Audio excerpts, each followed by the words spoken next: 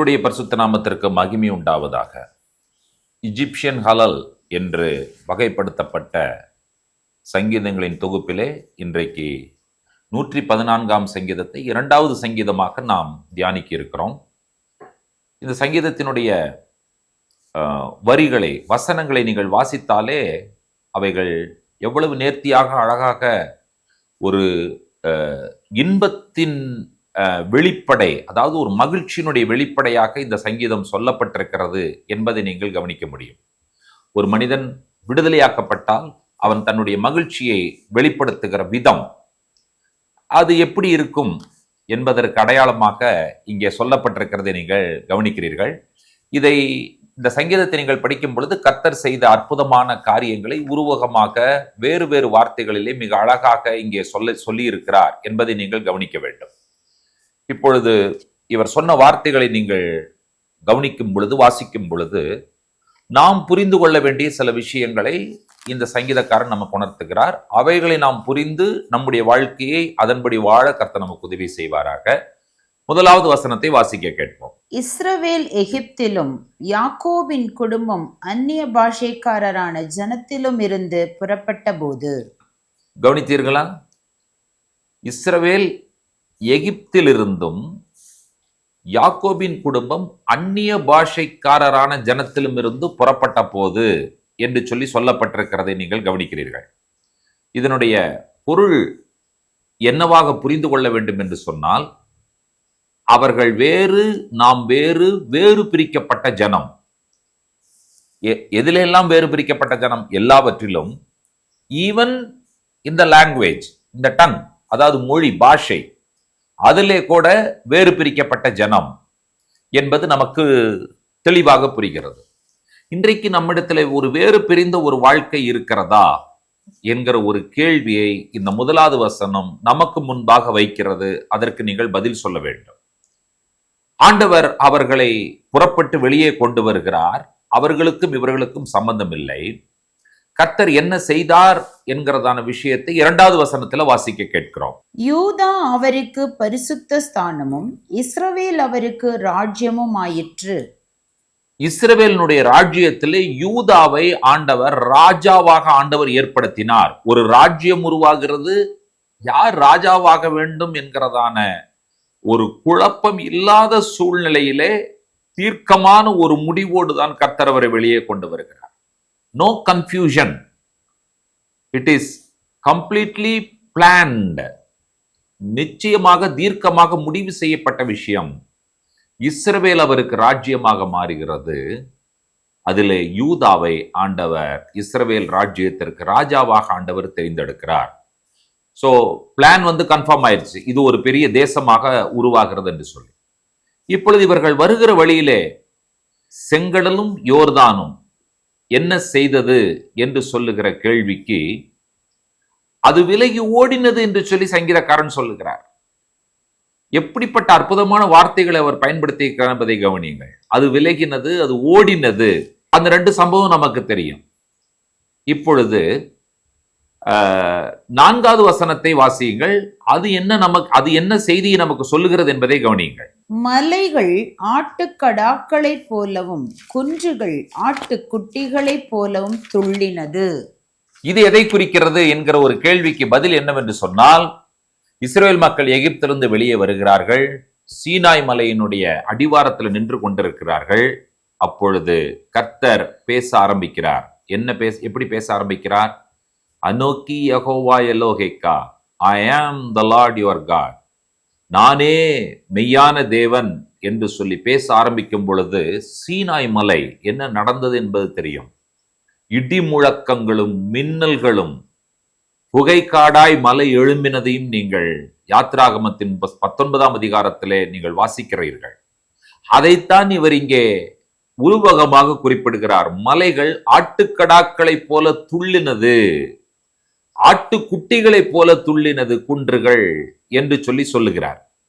அடுத்தது, இவர் மகிழ்ச்சியினுடைய உச்சத்தில் அவர் வைக்கிற கேள்வியை நீங்கள் பார்த்தீர்கள் என்று சொன்னால், கடல் நீ விலகினதற்கும் விலகி ஓடினதற்கும், யோர்தான் நீ பின்னிட்டு திரும்பி போனதற்கும், அதாவது வாய்ப்பே இல்லாத விஷயம் எப்படி நடந்தது கடல் இரண்டாக பிளந்தது சரித்திரத்தில் ஒரே ஒரு முறை. அது இஸ்ரவேல் மக்களுக்காக பிளந்த கடல். ஓடிக்கொண்டிருக்கிற ஒரு நதி, மேட்டிலிருந்து பள்ளத்தை நோக்கி ஓடி வரக்கூடிய ஒரு நதி சரித்திரத்துல ஒரே ஒரு முறை பள்ளத்திலிருந்து மேட்டை நோக்கி ஓடினது, திரும்பி ஓடினது, ரிட்டர்ன் போகிறது. அதற்கு இவர் ஒரு கேள்வியை கேட்கிறார் பாருங்கள். என்ன கேள்வியை கேட்கிறார்?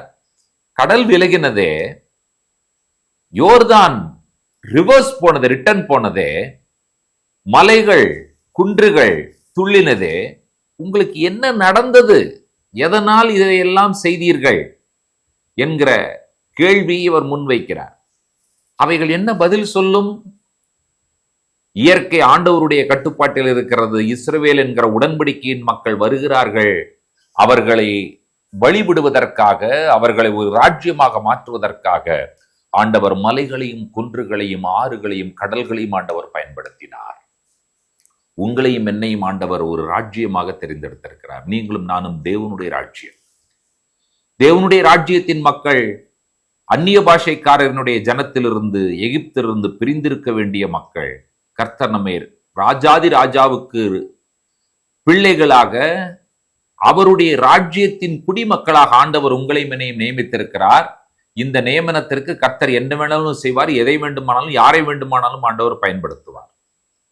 கர்த்தருடைய பயன்படுத்துகிற அந்த கரத்திற்குள்ளாக நீங்களும் நானும் இருக்கிறதற்கு ஆசைப்பட வேண்டும். கர்த்தர் என்னை பயன்படுத்த முடியுமா என்கிற ஒரு கேள்விக்கு பதில் என்ன? நிச்சயமாய் பயன்படுத்த முடியும்.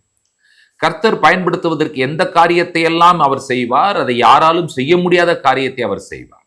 எந்த காரியத்தை எல்லாம் கர்த்தர் இஸ்ரவேல் மக்களை ராஜ்யமாக உருவாக்குவதற்கு பயன்படுத்தினார்? அவர் கடலை விலகி ஓட செய்தார். யோர்தான் பின்னிட்டு திரும்பி ஓட செய்தார். மலைகளும் குன்றுகளும் அதிரும்படியாக கர்த்தர் அவருடைய வார்த்தையை கொடுத்து ஒரு ராஜ்யமாக உருவாக்கினார். கர்த்தர் உங்களையும் என்னையும் அற்புதமான மனிதர்களாக, ஆசீர்வாதம் உள்ளவர்களாக, இந்த பூலோகத்துல பயன்படும் மனிதர்களாக கர்த்தர் உருவாக்குகிறார். அதற்கு ஆண்டவர் எது வேண்டுமானாலும் செய்ய முடியும். இதற்காக நாம் என்ன செய்கிறோம் என்று சொன்னால், ஆண்டவரை துதிக்கிறோம், ஆண்டவரை ஸ்தோத்தரிக்கிறோம், ஆண்டவரை நாம் உயர்த்துகிறோம். இது இஜிப்சியன் ஹல்லல்ல இருக்கிற 2வது சங்கீதம் என்பதை நீங்கள் மறந்துவிடக்கூடாது.